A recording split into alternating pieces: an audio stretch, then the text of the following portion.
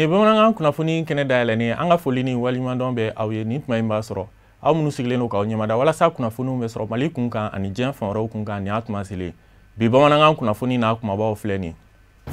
jɛkulu min bɛ wele Association citoyenne pour le développement o maaw ye jɔnjɔ ani attestation de reconnaissance di kɛ k'a ɲɛsin Mali silamɛw ka jɛkuluba Au Conseil islamique maa ɲɛma alisilamɛya dɛmɛtɔn Ansaru ɲɛjɔyɔrɔ an karamɔgɔ Seydi Cherif Ousmane Madani Haidara ma baara ninnu bɛɛ kɛra Bangoni Janginɛbugu la Cherifla duba kɔnɔna la tɛgɛkaw garisɛgɛ donna kɛnɛyaso kura la mun koromo karili kɛra ka bɛn ni tɛnɛndon février kalo tile 3 ye a kɛnɛ ɲɛmaya tun bɛ kangaba préfet bolo ninnu de bamanankan kunnafoni na kumabaw ye minnu bɛna walawala aw ye sɔɔni kɔnɔna la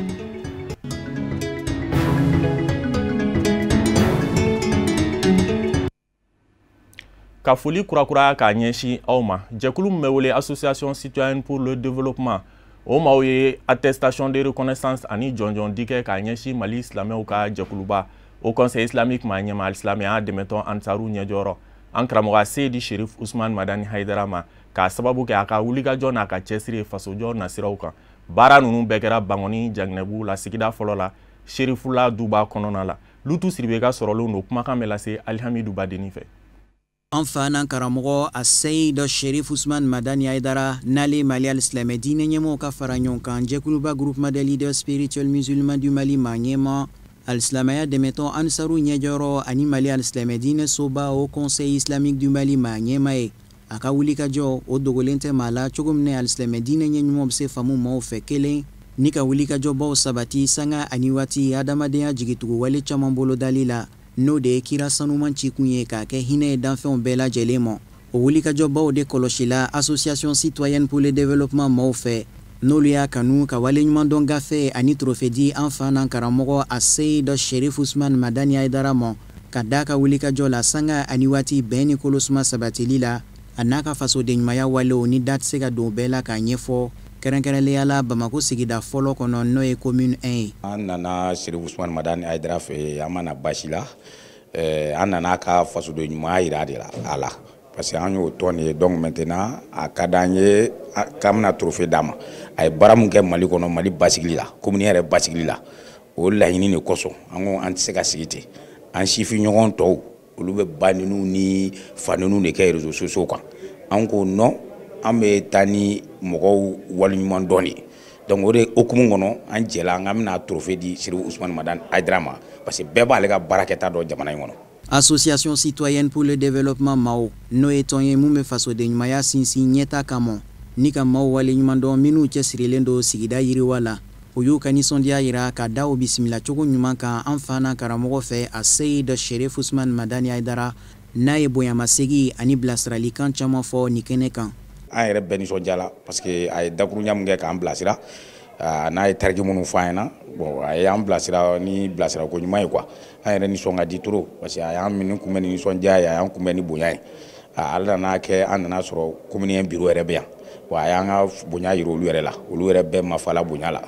bonya jala bɛɛ ye o de nisɔndiya b'an yɛrɛ kan. An b'aw ladɔnniya k'a fɔ ko nin waleɲumandɔn gafe ni trophée di kɛnɛ kan mun n'a kɛra Cherifla duba kɔnɔ Bangoni Janginɛbugu Au Conseil islamique bolofara Bamako sigida fɔlɔ kɔnɔ o maaw tun b'a kɛnɛ kan ka n'u ka nisɔndiya yira ka sanga ni jɔnjɔn tali ye Burkina faamaw fɛ ni ka di an fa n'an karamɔgɔ Seydi Cherif Ousmane Madani Haidara ma jɔnjɔn mun n'a bɛ wele ko officier de l'ordre de l'étalon o waleɲumandɔn foliw kɛla Au Conseil islamique maaw fɛ.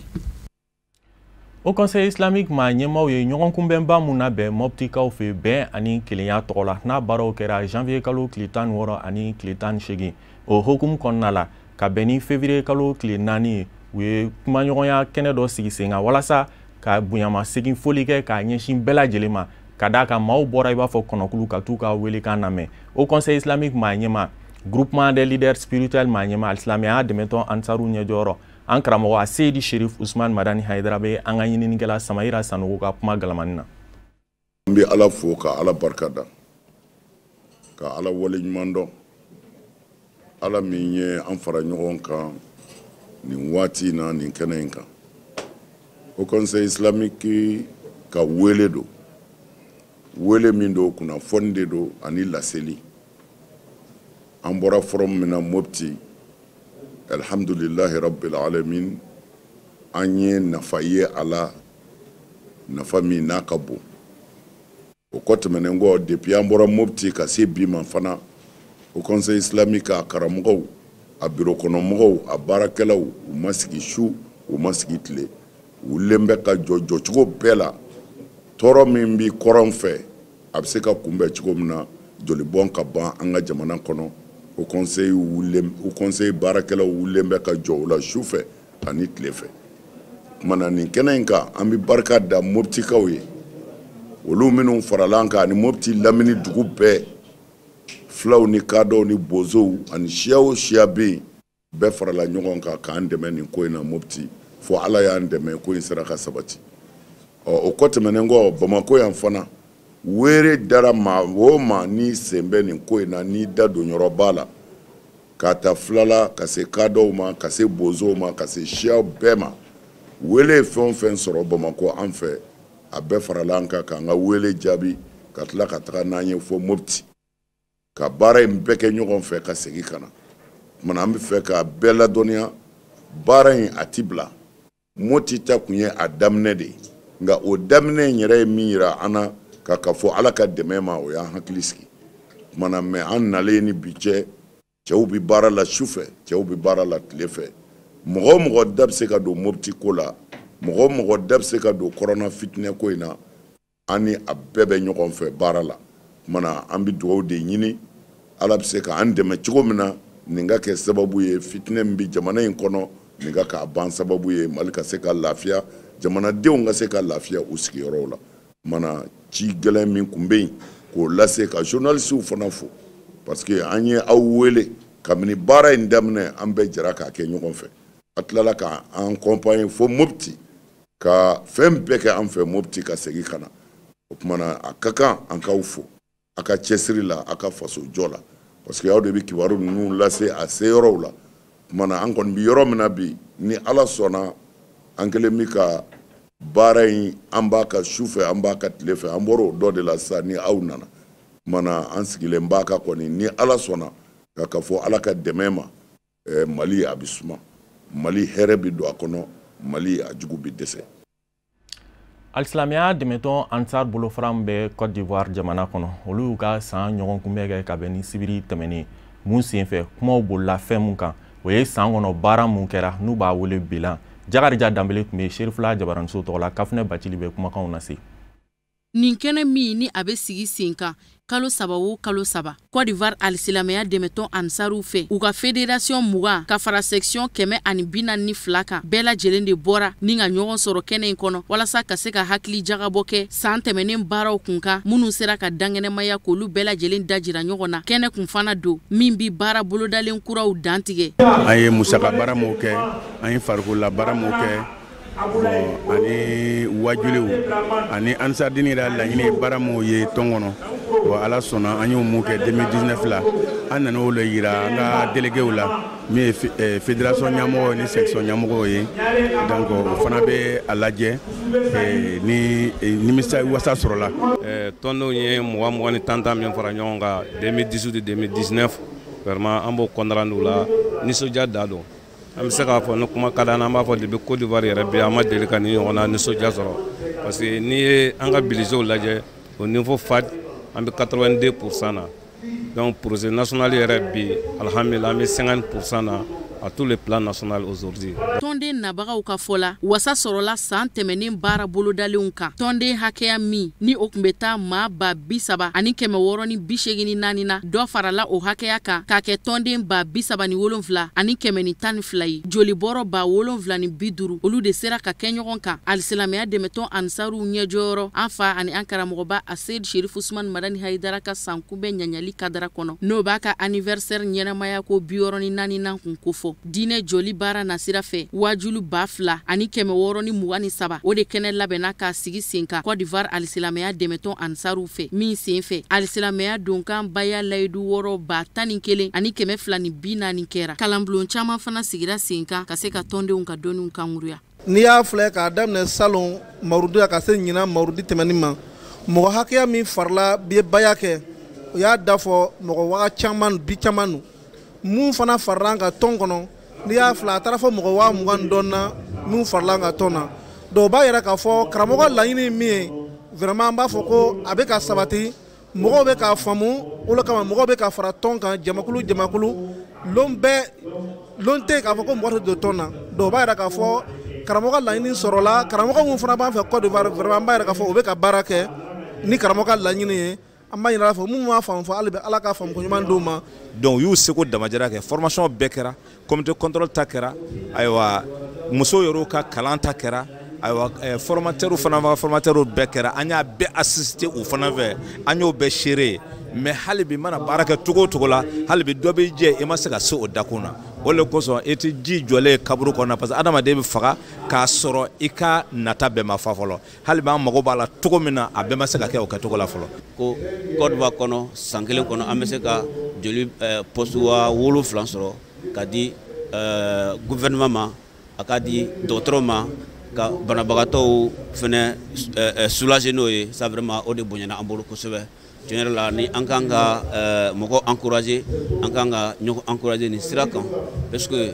joli nin a bɛ fɛn min Ala kelen pe de b'a dɔn. Côte d'Ivoire alisilamɛya dɛmɛtɔn Ansaru ka baara bolodalen nataw la imprimerie kɛyɔrɔ dɔ bɛ na dayɛlɛ kɛnɛyaso fana jɔli baaraw bi dabɔ ka sanga ni alisilamɛya dɛmɛtɔn Ansaru ɲɛjɔyɔrɔ Mali silamɛtɔn Haut Conseil islamique du Mali ma ɲɛma Mali silamɛ diinɛ ɲɛmɔgɔw ka fara ɲɔgɔn kan jɛkuluba groupement des leaders spirituels musulmans du Mali ma ɲɛma an fa ani an karamɔgɔba Seyd Cherif Ousmane Madani Haidara ka Côte d'Ivoire jamana taama min ni o dɔgɔdalen don n'a ka kan ka taa wajuli kɛnɛ ɲɛnamaya ye a mɔkɛ Muhamadu Mustafa ka bangeli sankunbɛn ɲaɲaliw kadara kɔnɔ ka bɛn ni février kalo tile 22 nata ye min kɛnɛ bi sigi sen kan palais des sports la Trècheville kɛnɛyaso centre de santé birikiden fɔlɔ bi da a fɛ baara bolodalen fana dɔ ye ka karamɔgɔ Haidara dagayɔrɔ kɛrɛnkɛrɛnnen kolomokari résidence Cherifla o n'a ɲɔgɔnna caman. Ayiwa nin sɔrɔla de cɛsiri fɛ cɛsiri ani jija ayiwa fédération San Pedro le district de San Pedro ayiwa a tɔndenw u bɛɛ lajɛlen cɛsiri la ka nin baaraba in kɛ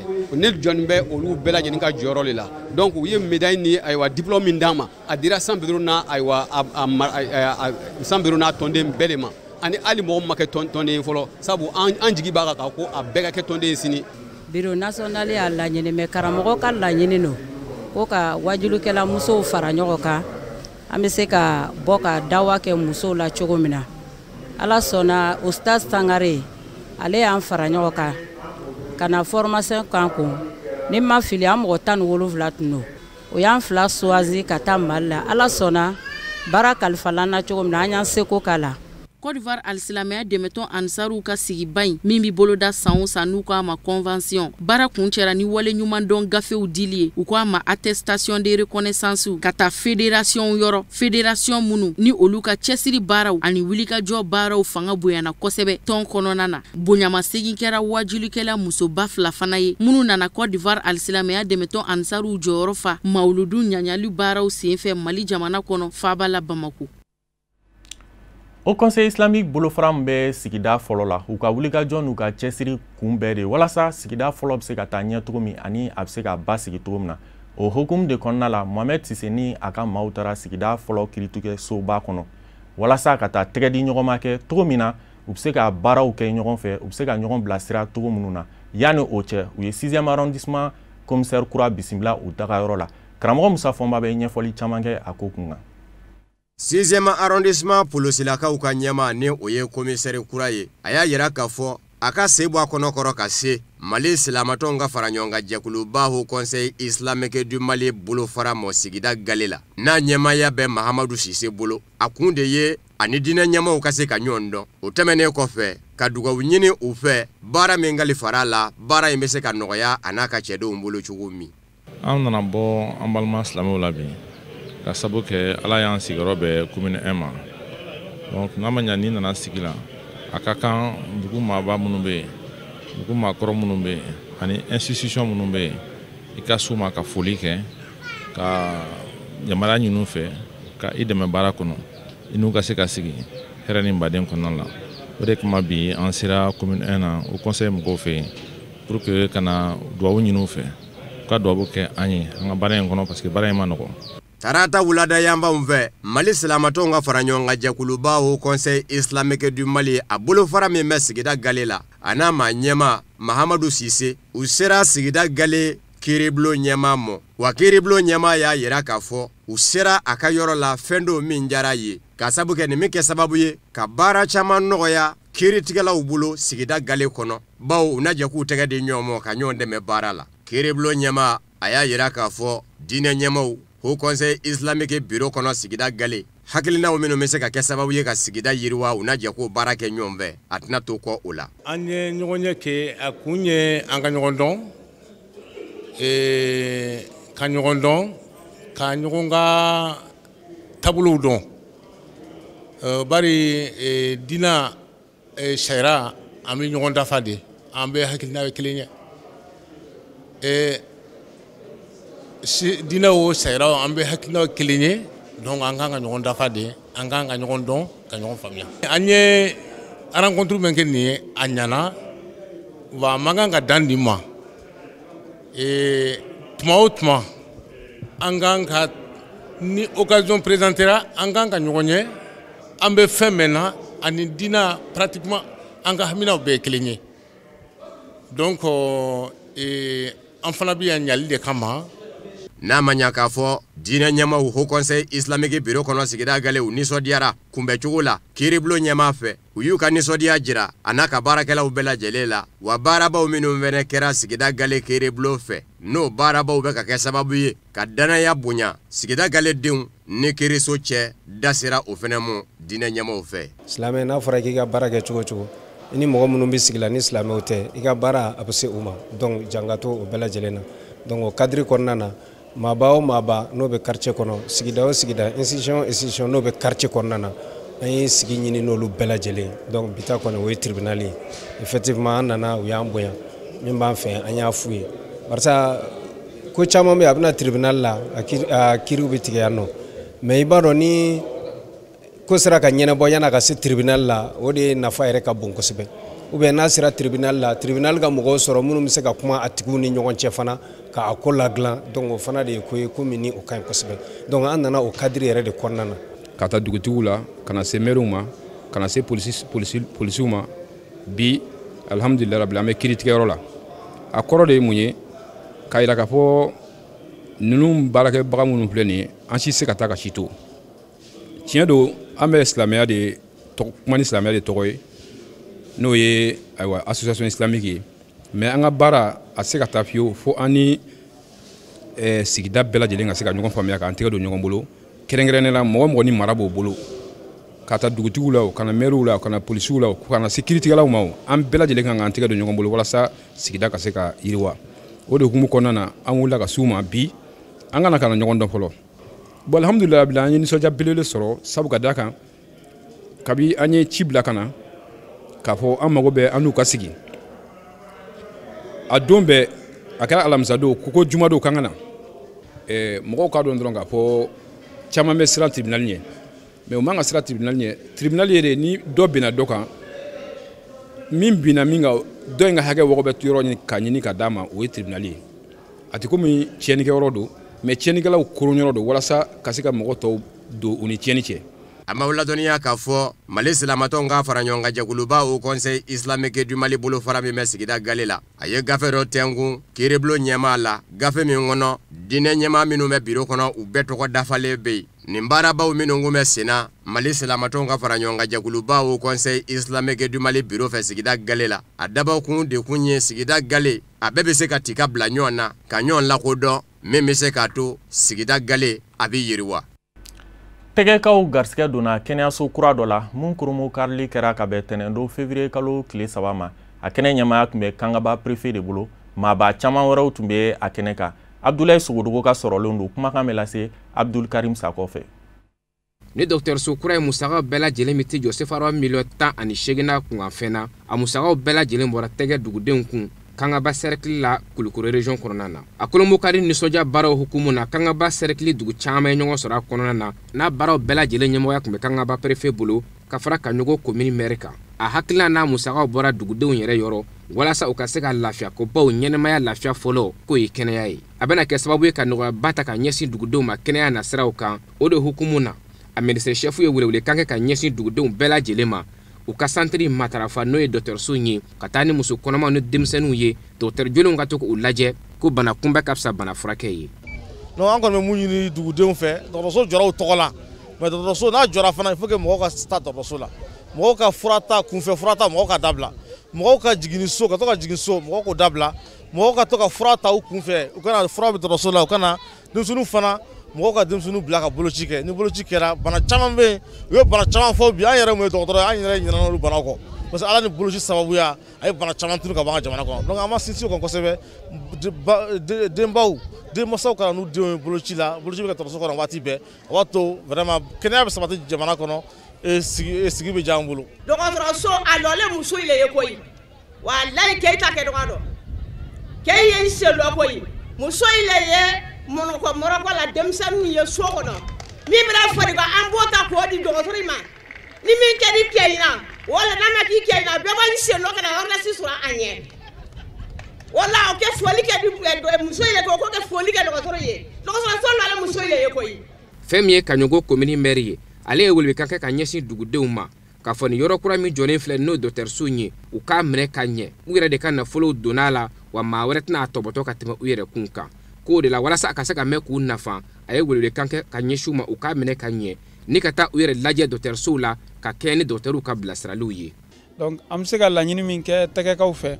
o de ye u k'u jija santiri nin a kana sunɔgɔ u k'u bolo don u yɛrɛ kɔrɔ ka santiri nin kɔrɔta santiri nin a ka bon olu dɔrɔn ma f'u k'a dɔn k'u kelen ta tɛ bɛɛ ta de don mɔgɔ bɛ se ka bɔ diɲɛ fan 14 bɛɛ la ka na k'i bɛ n'i yɛrɛ furakɛ yan n'a sɔrɔ furakɛbaga ɲumanw bɛ yan an bɛ min yira Kaɲɔgɔn population fana na an ka tɛgɛ ladegi nin baara ɲɔgɔnna ka se ka caya Kaɲɔgɔn dugu kɔnɔna na bi CESCOM 4 bɛ yan nin y'a 5nan ye donc an k'an tɛgɛ di ɲɔgɔn ma a ka se ka caya ka tɛmɛ nin kan ka da kan an ka hɛrɛ b'o de la. fɛn min ye Kangaba préfet ye ale y'a ka nisɔndiya yira kɛnɛ kan ni k'a yira k'a fɔ ko nin ye fɛn ye a bɛna jamana ɲɛmaaw de dɛmɛ jamana baaraw la ko baw jamana kelen tɛ se ka bɛɛ lajɛlen kɛ k'a nisɔndiyalen don k'a fɔ dugudenw yɛrɛ nin hakilina sɔrɔ a ye welewelekan kɛ ka ɲɛsin dugu n'a lamini bɛɛ lajɛlen ma hali bi nin baara ɲɔgɔnna ladegeli la ko bɛɛ ka dɔɔni kɛ ko kɔnɔkulu jɛlen de bɛ ɲafo. collectivité mairie ninnu tɛ se ka a bɛɛ kɛ u kelen gouvernement fana tɛ se ka bɛɛ kɛ a kelen bɛɛ bɛ dɔɔni de kɛ olu y'a ye sisan olu ye wari bɔ ka dɔgɔtɔrɔso nin ka dɔ fara kan ka a munumunu vraiment u ye fɛn caman de kɛ donc exemple ni dugutɔ ninnu fana kan k'u lajɛ u y'a kɛ cogo min na ka ninnu y'a kɛ cogo min na k'olu yɛrɛ ka a se ka a kɛ o cogoya la ka collectivité ninnu dɛmɛ pour que u ka taa ɲɛfɛ. tɛgɛka ni dɔgɔtɔrɔso kura dayɛlɛli a kɛra ɲɛnajɛba ye dugu kɔnɔ seko ni dɔnko tigiw kɛrɛnkɛrɛnnenya ma donsow olu nana ɲɛnajɛ kɔni sankɔrɔta ni fɔli dumanw ye. karamɔgɔ Musa Fɔnba bɛ diɲɛ fan wɛrɛ kibaruyaw lase an ma.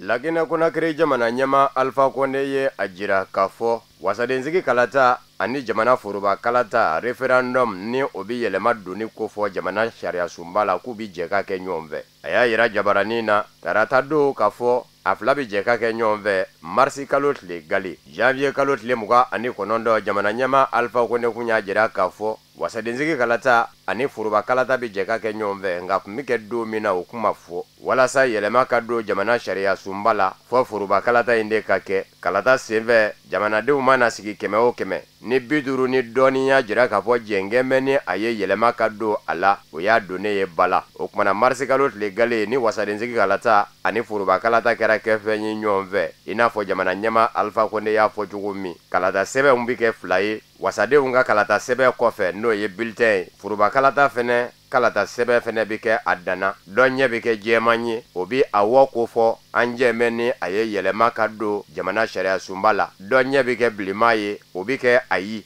an ma jɛ ni a ye yɛlɛma ka don a la o kumana jɛman ni bilema na ni min ye sebaya ta ko bi t'o de mɔ jamana fanga sinamatɔnw kɔni kɛmɛ ka jira k'a fɔ olu tɛna jɛ ni yɛlɛma doni ye jamana sariya sunba la bawo jamana ɲɛma Alpha Konde b'a fɛ de ka mandan sabanan ɲini ka to jamana ɲɛmaya la nka Amadu Damara Kamara ni ale ye wasaden ye wasaden jɛkulu kɔnɔ wasaden jɛkulu min ye Alpha Konde ka fanga ɲini dɔ ni teri fanga ɲini jɛkulu faralen ye ɲɔgɔn kan ko RPG Arc-en-Ciel o y'a yira k'a fɔ a man kan fanga sinamatɔnw k'a fɔ ko u bi Alpha Konde bali a ka ɲiningali tɛngu jamanadenw na yɛlɛma donni na jamana sariya sunba la ko kunnawolo yɛrɛ don jamana mɔ k'a sabu kɛ don min na jamana sariya sunba in bɛ cogo la Guinée Conakry jamana kunna jɛkulu dɔ de sigira sen kan k'a baara kɛ o jɛkulu tɛ se ka kuma jamanaden bɛɛ lajɛlen tɔgɔ la nka nin foroba kalata min bɛna kɛ jamanadenw de bɛ n'u dantigɛ a kɛli n'a kɛbaliya kan jamana sariya sunba kura in min n'a bolodalen don ni Alpha Condé b'a fɛ a ka don ba la a bɛna yɛlɛma dɔw kɛ jamana a taabolow la jamana sariya sunba kura in kɔnɔ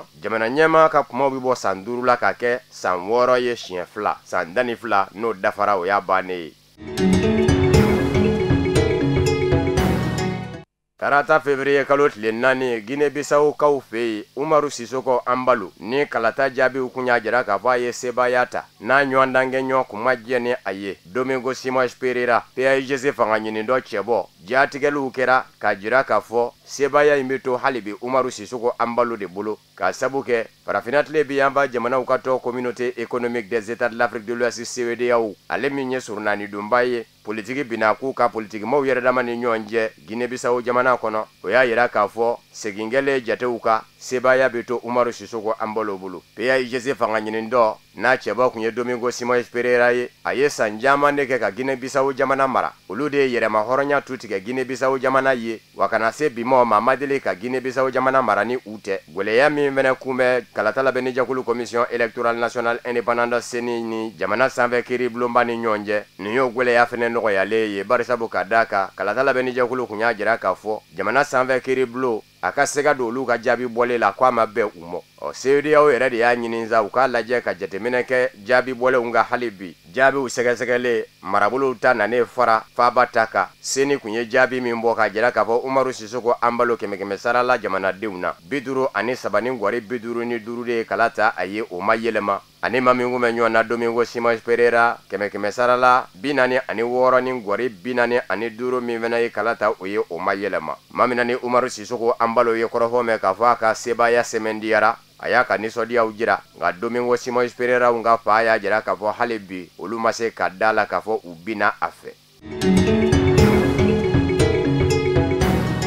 Algérikaw ka jamana ɲɛmaakɔrɔ Abdelmajid Tebboune ye a jira tarata février kalo tile 4 k'a fɔ jamana sariya sunba kɛmɛ ka lahɔrɔmaw minnu jɔ a ye n'o bɛ kɛ sababu ye a ka yafa maa mɔ kasoladina maa min n'a ka kaso kɛta tɔ man ja k'a yafara maa 3,500 mɔ nka maa minnu ye wuli ka jɔ kɛ Abdel Aziz Bouteflika ka fanga nɔfɛ n'a kɛra sababu ye k'a bin n'o maa kelenw yɛrɛw kɛ bɛ k'a jira k'a fɔ u tɛjɛ ni ale yɛrɛ fɛnɛ ka jamana ɲɛmaaya ye n'o wuli ka jɔ senfɛ u minɛna k'u datugu ko maaw sen tɛ bilali la ni maa minnu bilala maa 3,500 ɲɔgɔn na a caman ka kaso tɔ kun man jaabilen dɔw ta kun ye san 1 ye ko da tɛ se ka don nisɔngoya taamanaw ka kaso la k'a sabu kɛ olu ka kiiri ma jaatigɛ jamana sariya sunba dun gɛn bɛ ka lahɔrɔma min jɔ jamana ɲɛmaa ye k'a bɛ se ka yafa kasoladen mɔ o b'a sɔrɔla kasoladen ka kiiri de jaatigɛra k'a jira k'a fɔ a nɔ bɛ ko la ko nka ko nisɔngoya taamaba maa minɛnen ninnu ka kiiriw ma jaatigɛ fɔlɔ maa 100 ani maa 40 ani maa 2 de minɛn bɛ olu la bi 1000 ani 300 wɛrɛw fɛnɛ bɛ yen kiiri bɛ minnu fɛnɛ nɔfɛ nka yafama kɛ maa minnu mɔ kasoladenw na o ye minnu minɛna yuruku sira kan ani dɔrɔgu jago wale kelen bamanciya wale yafama kɛ olu mɔ.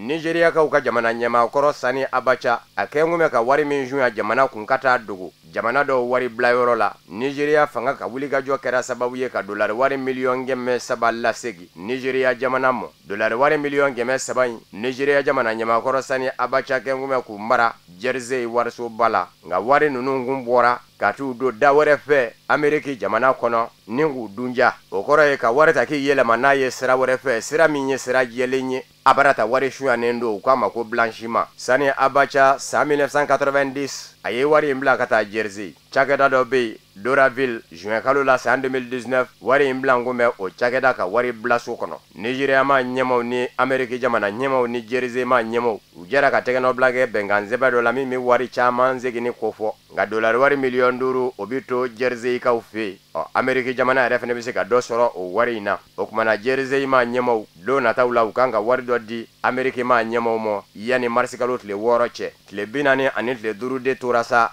Ameriki jamana fɛnɛ bolo wariw minnu ye Nigériya jamana wariw ye ni jamana ɲɛmaakɔrɔ Sani Abacha kun y'u sunya Amerike jamana k'u bila kana di Nigeria jamana mo. Amerike kiiribulon njɛra ka sigi ka jateminɛ kɛ a ka san 2014 u y'a ye k'a fɔ jɔngwala Sani Abacha a ye Nigeria wari suɲɛ a ka fanga kuma san 1993 ka taa se fɔ san 1998 mo. Wari in mana di Nigeria ma ɲɛmɔw mo a bi don Nigeria jamana yiriwali daw fɛ. Bibi na jamana wɛrɛw fɛnɛ bɛ minnu bɛ ka Nigeria jamana wari suɲɛnenw jamana ɲɛmaakɔrɔ Sani Abacha fɛ k'u bila cogo ɲini ka taa di Nigeria jamana mo. Susi jamana bɛ o la dolari wari miliyɔn 700. Amerikikaw ka kiiriso dɔ y'a yira k'a fɔ Grande Bretagne ni o ye Angleterre jamana ye Sani Abacha ka wari suɲɛnen miliyɔn 30 dolari wari fɛnɛ na o danbɛ ye o kan ka gwɛngwɛ ka Nigeria jamana lasɔrɔ. Faransi jamana fɛnɛ kɔnɔ Sani Abacha ka wari suɲɛnen miliyɔn 100 ani miliyɔn 44 danbɛ yen fana dolari wari la o fɛnɛ kan ka gwɛngwɛ ka Nigeria jamana lasɔrɔ. Tarata février kalo tile 4 farafina jamana min wele ko Lesotho a minisiri ɲɛma jamana ɲɛma a furumuso minɛna lakana tigilamaw fɛ k'a fɔ san 2017 don min na furukɛ a bɛ kɛ jamana ɲɛma ye tile kelen yan'a ka forobasigili cɛ a furumuso fara kura min sigira kunsa n'o ye Siya Tabanen ye a si bɛ san 42 la sɛgɛsɛgɛliw de n'a mɛn a jira k'a fɔ a nɔ bɛ furumuso kɔrɔ faali la. Tomasa Tabanen Lesotho jamana ɲɛma n'a si bɛ san 80 na a furumuso kɔrɔ ni o ye Lipolelo Tabanen ye a si bɛ san 58 na san 2017 juin kalo la ale de fara dugula dugu min wele ko Maseru. Bɛnbaliya fɛnɛ kun bɛ furu ɲɔgɔnmaw ni ɲɔgɔn cɛ o caman bɛ n'o kan k'a fɔ u yɛrɛ kun bɛ ka furusa cogo ɲini u ni ɲɔgɔn cɛ. Siya Tabanen n'a yɛrɛ kun gɛn kun bɛ ka jamana bila ka taa bisimila minɛ Afrique du Sud jamana kɔnɔ jamana ɲɛma furumuso kura a ka lapasaba avocat ye a n'a hakiliw jira ɲɔgɔn na a sɔnna seginni mɔ ka don Lesotho. O yɔrɔ bɛɛ dancɛ yɛrɛ la Lesotho ni Afrique du Sud jamana cɛ u y'a mangoromɔ kari lakana tigilamaw ni k'u kunda ni a ye kaso kan. Sɛgɛsɛgɛliw ye a jira k'a fɔ don min na furumuso kɔrɔ bi fa nɛgɛjurukupe ka dɔ sera ka sɔrɔ nɛgɛjurukupe ka min n'o ye furumuso kura kumakan ye o bɛɛ kiiri ɲɛmaw bolo. Jamana ɲɛma yɛrɛ janvier kalo tile 22 tɛmɛnen lakana tigilamaw sera mɔ k'a yɛrɛ ɲininka furumuso kɔrɔ sacogo kunkan a dɔnyɔrɔ ye min ye a y'o fɔ nka fanga sinamatɔ minnu bɛ jamana kɔnɔ a n'a yɛrɛ ka fanga ɲini dɔ o bɛɛ wulilen bɛ k'i jɔ a nɔfɛ ko fɔ a ka wala sɛmɛ ka bɔ jamana ɲɛmaaya la minisiri ɲɛmaaya la. A y'a yira k'a fɔ a bɛ jɛ ni wala sɛmɛni ye nka a bɛ fanga bila don min na a m'o kɔni fɔ. Amerike jamana kɔnɔ bɛnbaliya bɛ ka kɔrɔ don fanga ɲinindɔn belebele filaw ni ɲɔgɔn cɛ. Donald Trump n'a ka fanga ɲinindɔn les républicains ani Barack Obama n'a ka fanga ɲinindɔn ni o ye démocratiw ye. Kɛnɛba dɔ de bɛ sigi senga Amerike jamana kunga a marabolow kelen kelen bɛɛ lajɛlen kunga. O ɲɔgɔnkun bɛ ban jamana maa ɲɛma bɛɛ lajɛlen bɛ ɲɔgɔn sɔrɔ ye. Wasabulo filaw minnu bɛ Amerike olu bɛɛ lajɛlen bɛ fara ɲɔgɔn kan ye. Maaw bɛ taa bala min na Donald Trump a bɛ ka na maa ɲɛmaw fo wasadenbulo kelen ɲɛmaaya bɛ Barack Obama ka fanga ɲinindɔn démocratiw bolo. A ɲɛmaamuso ye Nancy Pelosi ye. Wasabulo tɔ kelen ni o ye sénateur ka wasabulo ye o ɲɛmaaya bɛ Donald Trump ka fanga ɲinindɔn les républicains maaw bolo. Nancy Pelosi de jɔlen Barack Obama ka fanga ɲinindɔn maa ɲɛmaamuso Donald Trump ka ministre kɛrɛfɛ ni o ye Mike Pence ye. A bɛ ka gafe di mɔgɔ mɔ kuma min n'a ye gafe di min mɔ a b'i tɛgɛ bɔ o ye u bɛ ɲɔgɔn tɛgɛ minɛ. A nana se musolaka mɔ ka gafe do mɔ o y'i tɛgɛ bɔ a nɔfɛ a y'i cɛ ka b'o tɛgɛ kɔrɔ ni ka tɛmɛ n'a ka kuma ye. O digira Nancy Pelosi la.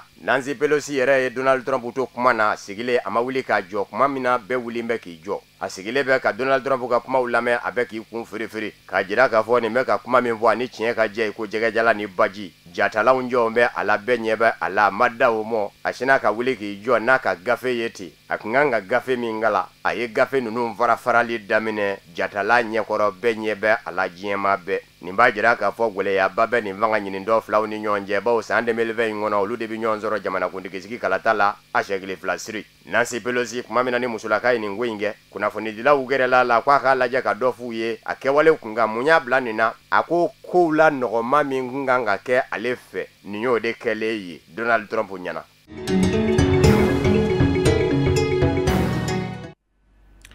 O de bɛ dan sigi bi bamanankan kunnafoniw na mun sera ka fara ɲɔgɔn kan ka bɛn ni tuma in ma kunnafonidiso ɲɛmaaso fɛ ani cɛ aw ka lajɛli la aw k'an bɛn n'Ala sɔnn'a ma.